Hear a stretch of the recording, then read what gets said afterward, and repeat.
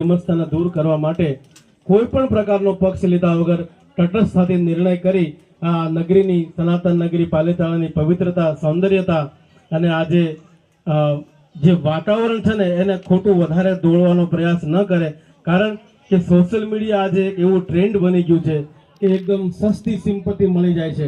કોઈ વ્યક્તિ વિશે કોઈ ઉપર તમે તત્કાલ કમેન્ટ કરી દો એટલે તત્કાલ તમને વાયરલ કરી દેવામાં આવે છે. એ કોઈ તથ્ય નથી, એની અંદર કોઈ પુરાવા નથી, કોઈ પ્રૂફ નથી, કારણ કે અત્યારે બધાના હાથની અંદર સ્માર્ટફોન છે.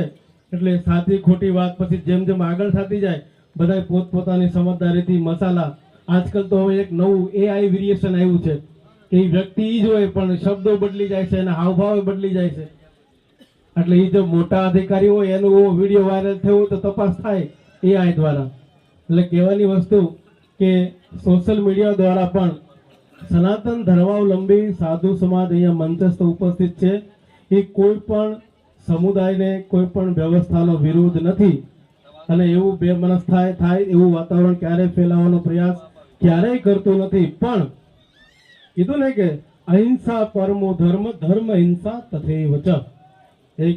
એક હાથમાં માલા પણ છે અને એક હાથમાં ભાલા પણ છે.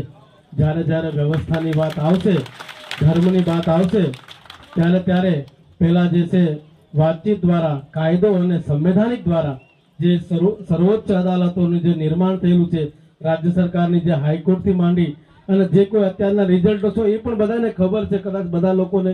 પણ 2017ના મૂળ ચુકાદાની વાત કરે છે જ્યારે બેસી, તો એ પ્રમાણે પણ જો સરકારી ટ્રસ્ટ છે તો એના સરકારના રાઇટ કલેક્ટરને છે.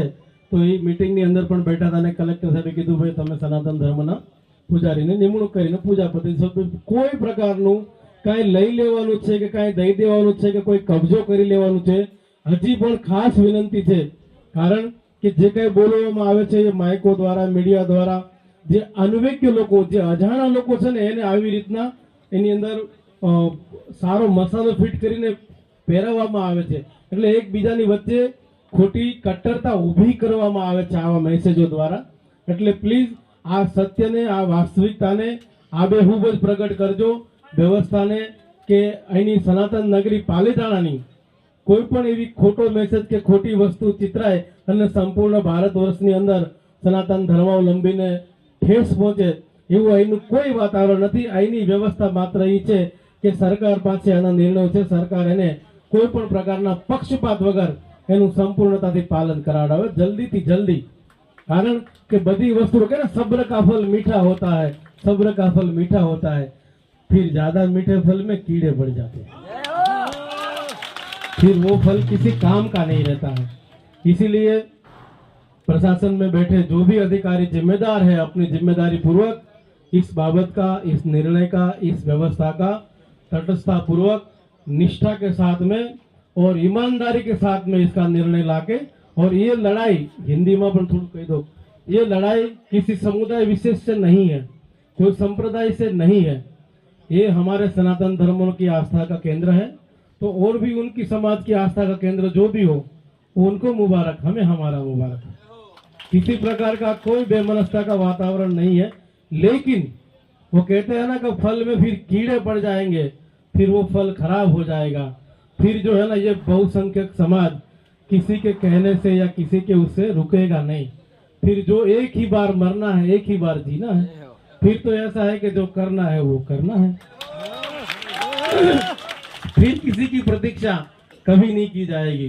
क्यों कि यहाँ जो भी बैठे हो सभी लोग अच्छी तरह से जानते हैं कि सबका टिकट कंफर्म है और एक समय पे सभी को जाना है. इसलिए ऐसा मौका यदि ईश्वर देंगे अवसर, तो उसके लिए भी पूरा सनातनी हर एक योद्धा रेडी है, तैयार है धर्म के लिए, केवल और केवल धर्म के लिए. अस्तु. ओम नमो नारायण.